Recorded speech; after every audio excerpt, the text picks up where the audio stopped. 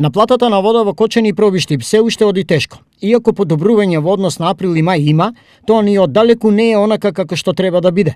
Па, состојбата од финансиски аспект во овие две предпријатија не е добра.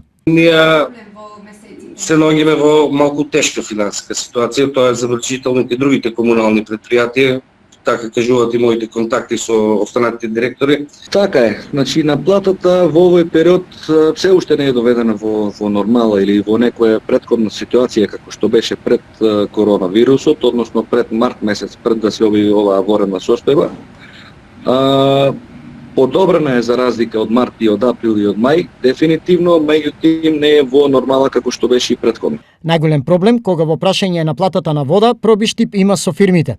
Во јули, тамошното јавно предпријатие на адреса на правните субјекти фактурирало вода во вредност од 1,9 милиони денари, а досега наплатило едвам 290.000, што е само 15%.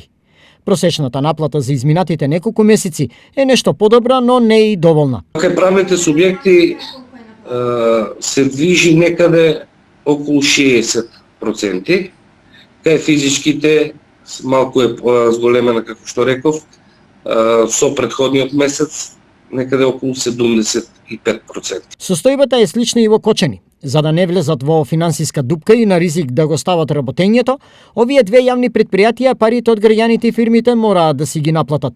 Побарувањата мораме да ги заштитиме на самото комунално предпријатие, така да одиме првично со укажувања до самите граѓани, со опомени пред утужување, доколку сето тоа не даде резултат, на крајот ќе мораме и да пуштиме несакани мерки, а тоа е утужување, давање на нотар, на извршители и слични методи кои што ни стоат на располагање. Генерално, со слични проблеми се соочуваат сите јавни предпријатија во регионот, но состојбата најизразена е во Кочани и Пробиштип.